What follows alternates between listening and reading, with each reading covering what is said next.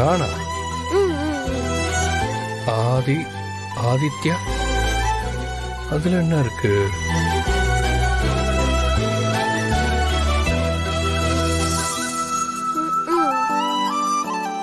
சாமி, கடவுள் இல்ல தெய்வம்?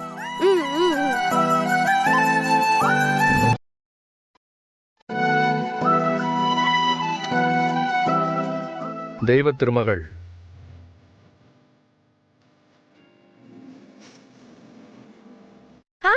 அதேதான்.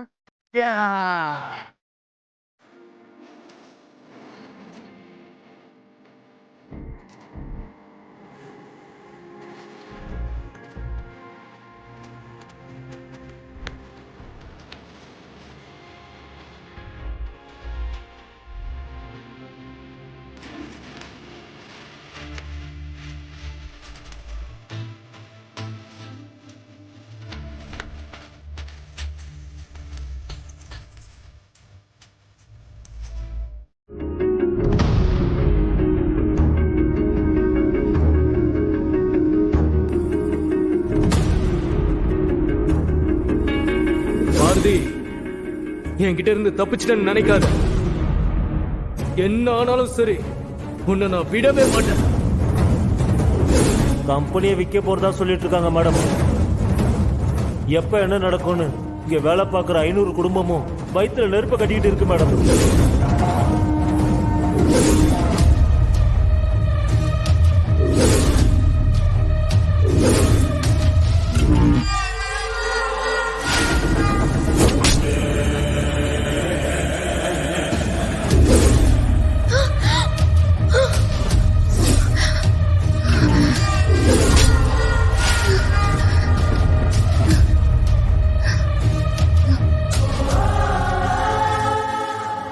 என்ன இது? ஆதியை யாரோ கத்தியால குத்துற மாதிரி கனவு வருது. ஆதிக்கு ஏதாவது ஆபத்து இருக்கா? அதான் இப்படி எல்லாம் கனவு வருதா? கடவுளே, ஆதியை நீதான் காப்பாத்தணும்.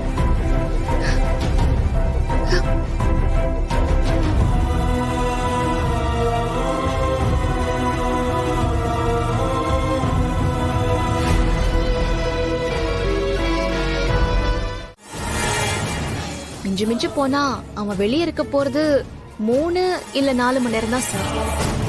உங்களுக்கு இதுல எந்த ப்ராப்ளமும் இருக்காது.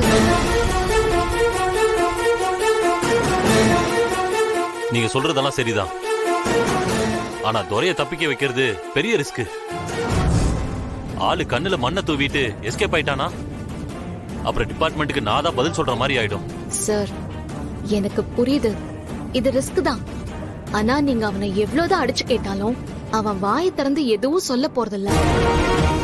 எப்ப அவன் என் கழுத்துல தாலி கட்ட தயாராயிட்டானோ அப்பவே அவன் எல்லாத்துக்கும் துணிஞ்சுதான் இருக்கான்னு எனக்கு தெரிஞ்சு போச்சு சார்.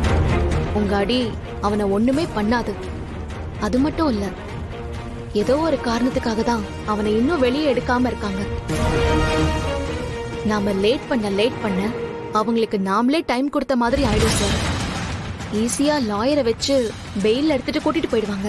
அதுக்கப்புறம் நாம அவனை எதுவுமே பண்ண முடியாது. நல்லா யோசிச்சு பாருங்க சார். துரை இவ்ளோ தைரியமா இருந்து நான் பார்த்ததே இல்ல. பயந்துட்டே தான் இருப்பான் எப்பவுமே. அவன் தைரியமா இருக்கிறதுக்கு காரணம் அவனுக்கு பின்னாடி யாரோ பெரிய பவர்ஃபுல்லான ஆள் இருக்காங்க.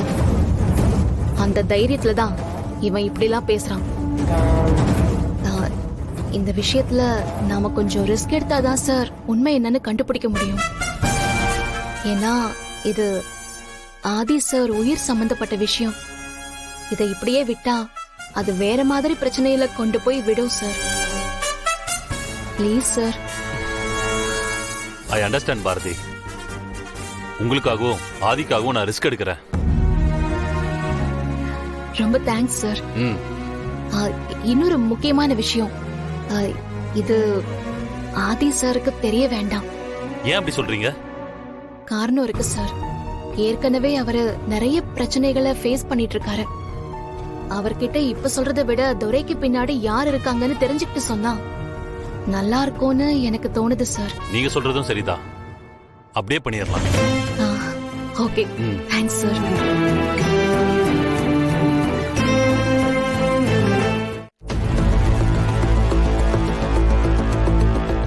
Good morning sir. Good morning manager.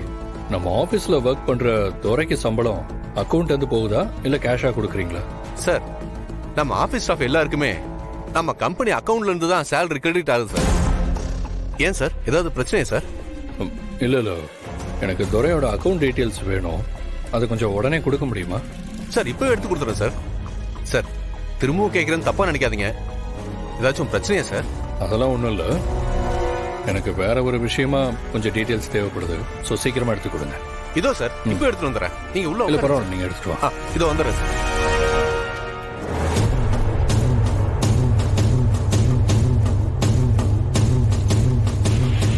இந்தாங்க சார்.